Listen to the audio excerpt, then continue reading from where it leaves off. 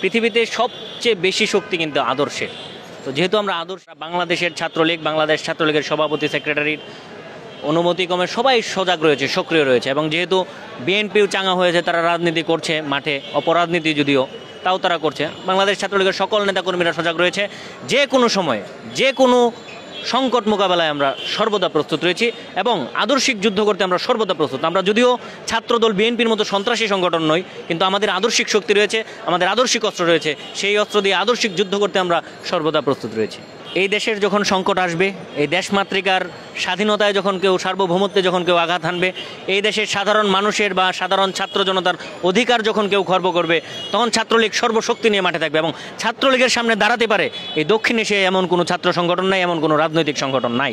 আমাদের দেশের জনগণের যদি বিন্দুমাত্র ক্ষতি করার কেউ চেষ্টা করে, তাহলে সেই ইশরাকেই হোক আর তথাকথিত বিএনপির যত বড় বুদ্ধিজীবী, যত বড় নেতাই হোক, তাদেরকে মোকাবেলা করতে ঢাকা বিশ্ববিদ্যালয়ের ছাত্রলীগই যথেষ্ট। আর কোনো ছাত্রলীগের প্রয়োজন আছে বলে আমরা মনে করি না। আর সারা বাংলাদেশ ছাত্রলীগ যদি গর্জে ওঠে, তাহলে ওরা পালানোর কোনো রাস্তাও খুঁজে পাবে না, পথও খুঁজে পাবে না। সাধারণ জনতাও তাদেরকে গণপিটুনি দিবে, মেহনতি মানুষও তাদেরকে গণপিটুনি দিবে, এবং ছাত্র জনতা তাদেরকে অবশ্যই প্রতিহত করবে বলে আমি মনে করি।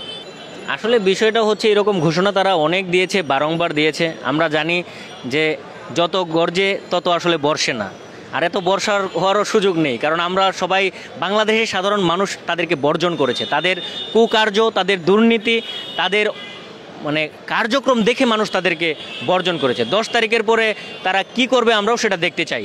10 তারিখ না, প্রতি 10 তারিখ, প্রতি ঈদ, প্রতি পূজার পরে তারা আন্দোলন করে, সেই আন্দোলন আমরা মোকাবেলা করে অভ্যস্ত।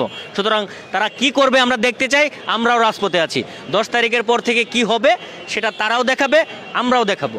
কিন্তু সাধারণ জনতার অধিকার খর্ব না করে তারা যদি আন্দোলন করে, আন্দোলন করার অধিকার তারা রয়েছে। আমাদের মাননীয় প্রধানমন্ত্রী দেশরত্ন শেখ হাসিনা সবসময় সহনশীল রাজনীতি করেন, গণতান্ত্রিক রাজনীতি করেন। প্রত্যেকটি দলের যারা নিবন্ধিত রাজনৈতিক দল রয়েছে তাদের সভা সমাবেশ করার অধিকার রয়েছে, তারা আন্দোলন করার অধিকার রয়েছে। তবে সেটি অবশ্যই জনসাধারণকে ভোগান্তিতে ফেলে নয়। কিন্তু যদি ভোগান্তিতে ফেলে, তাহলে 10 তারিখের পরে কি হবে এটা আমরা মুখে নয়, কাজে দেখাই দেবো যে কি করতে পারি আমরা। আমি ছাত্রদল নিয়ে বলতে পারি, কিন্তু ছাত্র অধিকার পরিষদ কোনো নিবন্ধিত ছাত্র সংগঠন নয়, পরিবেশ পরিষদের অন্তর্ভুক্ত। এটাকে ছাত্রদলের কার্যে ফেলবেন না।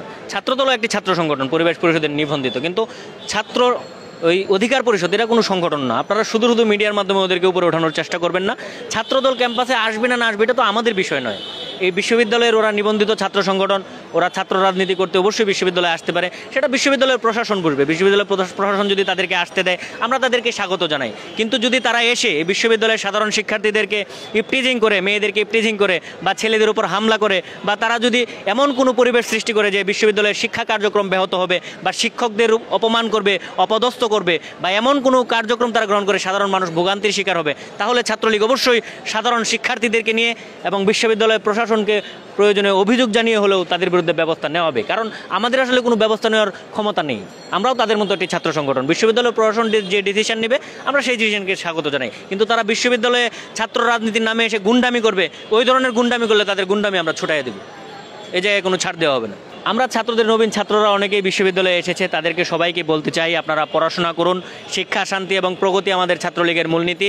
আপনারা পড়াশোনা করার মাধ্যমে বঙ্গবন্ধুকে জানবেন, বঙ্গবন্ধুর পরিবার সম্পর্কে জানবেন, এই বাংলাদেশকে জানবেন, জাতীয় 4 নেতা সম্পর্কে জানবেন, মুক্তিযোদ্ধাদের সম্পর্কে জানবেন, এই দেশে যারা এই দেশকে স্বাধীন করতে গিয়ে যারা বীর শ্রেষ্ঠ রয়েছেন তাদের কথা জানবেন, যে সকল মুক্তিযোদ্ধারা জীবন দিয়েছে, মায়া বোনেরা সম্ভ্রম দিয়েছে তাদের কথা জানবেন, এবং এই দেশের জন্য কাজ করবেন। শুধুমাত্র নিজের কথা না ভেবে পুরো দেশের জন্য, পুরো সমাজের জন্য, পুরো বিশ্বর জন্য কাজ করুন। বাংলাদেশ ছাত্রলীগ বৈশ্বিক একটি ছাত্র সংগঠন। সারা বিশ্বে ছাত্রলীগের সংগঠনের কমিটি রয়েছে, নেতাকর্মীরা রয়েছে। আমরা চাই যে অবশ্যই পিতা মুজিব যে আমাদের নেতা ছিলেন সেটা যেন আমাদের আদর্শের মাধ্যমে আমরা সারা বিশ্বকে বুঝি।